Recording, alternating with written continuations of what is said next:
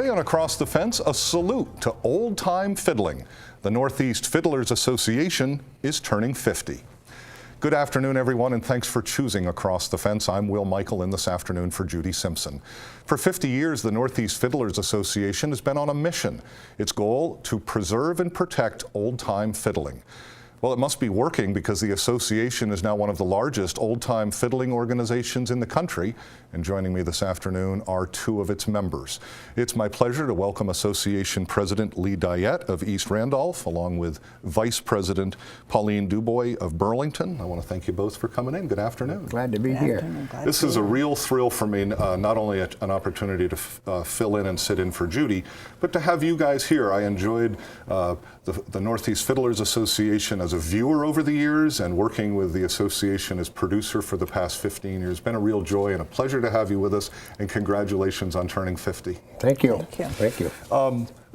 As we said, the association dates back to '65, but as I understand it, the roots of that were planted a couple of years earlier, starting at Goddard College. Is that correct? Yes, there was a music teacher by the name of Ray McIntyre and a student by the name of Bob Clark, and they got together and got a hold of Clem Myers and Bob Slora, and as it evolved, they started the association. They decided to have a fiddle meet, and then in 1965 they formed the association and went from there, and it's grown. And some of those names you mentioned, they're important because they're a huge part of the history, and we're going to come back to names like Clem Myers in just a minute.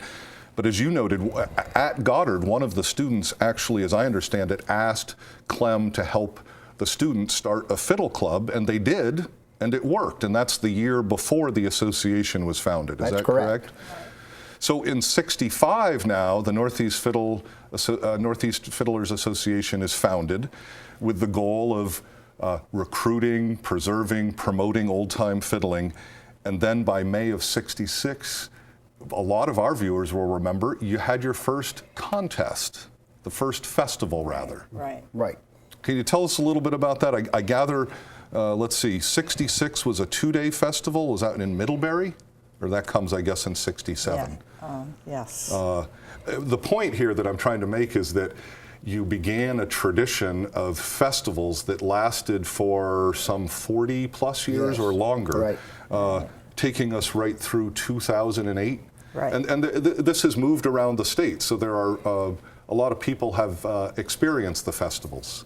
Right. Well, they did it in Montpelier City Hall for a couple of years. Yes. Yeah. Well, yeah. And then it moved to the Berry Auditorium, and it stayed there for a long time. I'm really not sure, how long. Yep. And then the last couple of years, it was at the Berry Opera House. Okay. And Pauline, just a little bit of flavor, some of the background. Can you take us to some of those festivals? What was that like? Well, I didn't go to the earlier ones, but I didn't mean to suggest you were there from the beginning, but you experienced this throughout the last 20 plus years. I joined in '67, so I was 2 years later than when they started. So, I'm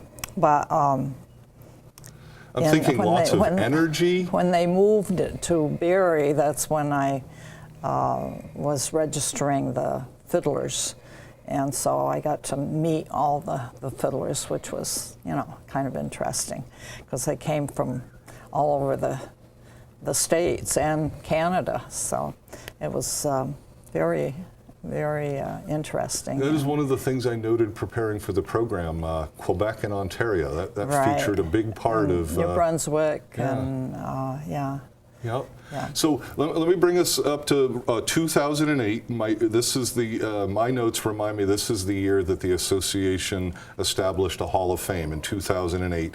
And there were 5 fiddlers in that inaugural class, and I said, let's remember the name Clem Myers because he's one of the first inductees. Right. Tell us a little bit more about Clem. Well, Clem lived in Berry, and very good fiddler, and won the contest, our contest, several times. Almost plus, every other year or something. Right. Yeah. Yes. And he really enjoyed fiddling. He was an important part. Our next inductee was Louis Bowden. Yes. Did I pronounce that? Baudouin, yeah. Yep. And Louis was a French-Canadian fiddler and did the sat and played and with his feet going constantly, and people really enjoyed his That fiddling. really draws people in. Right. Yeah, it sure Right. does. Yeah. Ron West was another member of that inaugural class. Yeah, Ron was probably one of the nicest guys you could ever meet, and he was a champion fiddler. It was almost impossible to have somebody come up and beat him. And I remember he had trophies all over the house, everywhere, and he got sick of them. And so he said to David Carr, he says, I need to get rid of them. So he brought them all to David, and David and I took all of the little brass nameplates off of them, and I made plaques and put those nameplates back on. There was 3 plaques. There was like over 100 of those nameplates. Reuse, reduce, reuse, recycle. You are a true Vermonter, absolutely. I want to jump to our next inductee. Again, this is the inaugural class, Frank Grow. Frank Grow was the first secretary of the association and lived in Waterbury.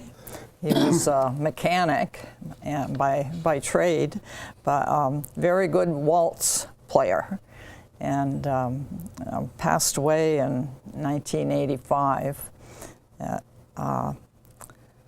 He was very well liked, and of course his wife was a piano player, so she was an accompanist. And Music runs in the family. Yeah, right. And again, there are other members, but of that first class, Wayne Perry was also part of the first group of 5 inducted into the Hall of Fame. Right. Wayne was from Stowe, and he was a great fiddler.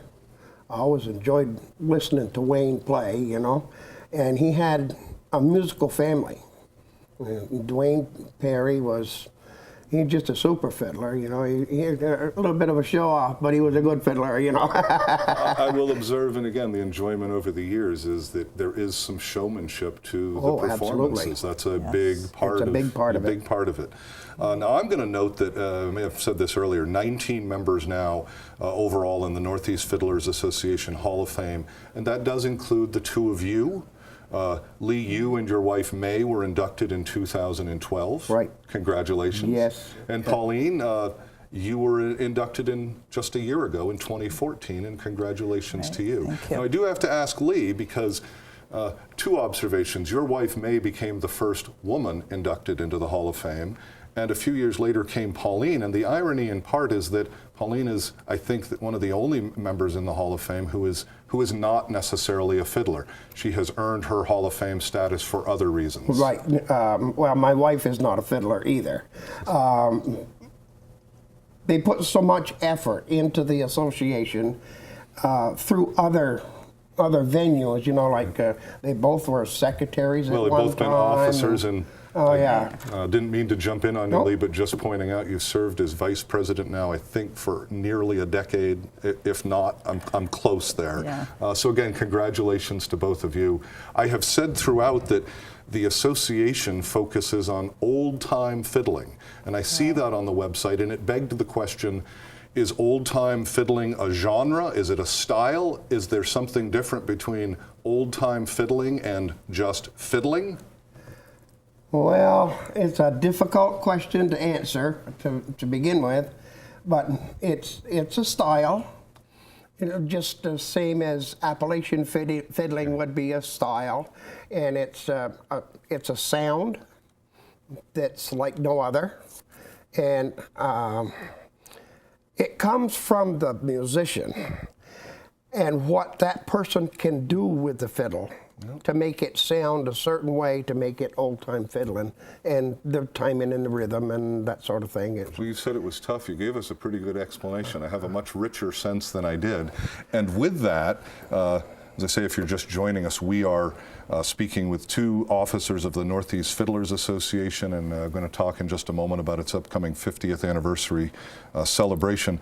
But as we talked about old-time fiddling, this is a chance I'm going to ask you to push your chair back and let us know what this sounds like. So Lee Dyett, picking up his fiddle as the president of the Northeast Fiddlers Association, I'm going to ask you to take it away. Okay, this is not necessarily an old-time fiddle tune. I wrote it a couple of years ago for my wife, and it's called Mace To Stat.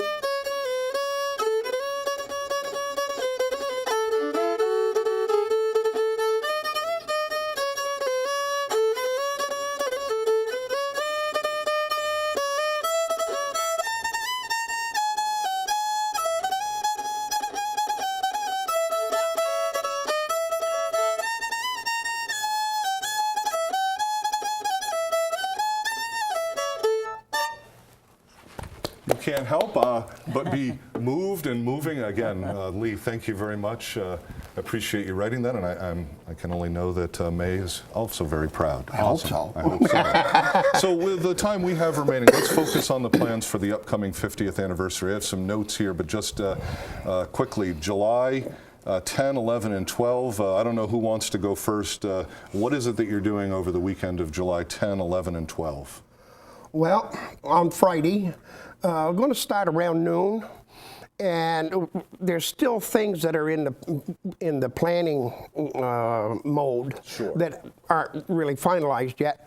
But Friday night is the Starline Rhythm Boys, and they're going to play for a dance from 7 to 10. So that's on Friday night, July 10th. Right. And that is the kickoff, but then full days of activities starting on Saturday. Music all day starting at 9 o'clock.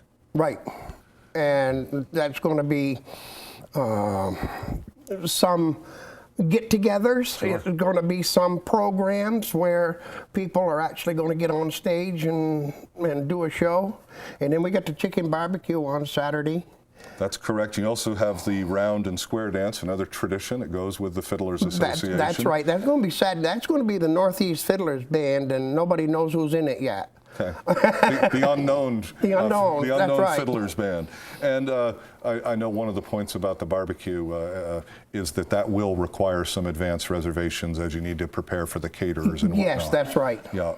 And then again, here with a couple minutes left, Sunday, July 12th, I have notes the regular fiddle meet beginning at, what, 3 o'clock? Probably 1 o'clock. Yep. Right. And is the similarity, is there a comparison with the old contests and festivals? Is that really kind of what the whole weekend and specifically Sunday is supposed to be about, or do I have that wrong? Well, not necessarily the contest, but it's about the fiddling, and it's about the association. And, you know, I mean, if you want to have a good time and you want to meet some really great people, that's the place to be in July. I'm not sure that you could have said it any better than that. Some really great people and a really good time. Yeah, that pretty much does sum it up. I did want to, again, just about a minute left. Over the years, we've had a number of young fiddlers come in and perform on Across the Fence. Matt Bean was one we talked about. He's probably now in his 20s, but I remember Matt when he came. Difficulties in recruiting and retaining young people? Some. Yeah, I think the children today are so busy with school, you know, activities at school that they, when it comes Sunday, when we have our meetings, they have, you know, they want to do something else, you know, so it's hard to get them to come to meetings. But the other thing is the parents sometimes you know, we have a sign-up sheet. You sign up and you play in order that you sign up. Well, if they get there later in the afternoon, it might be quite a while before they get their chance, and the parents don't really want to hang around. Lee, I need to jump in and stop us there because we are out of time. And again, reminding our viewers, making plans for July 10th, 11th, and 12th, the 50th anniversary of the Northeast Fiddlers Association. Thank you both for being with us. Thank you for having us. That is our program for today. We know you have choices, so thanks for choosing us. I'm Will Michael, inviting you to join us back here each weekday afternoon for another visit Across the Fence.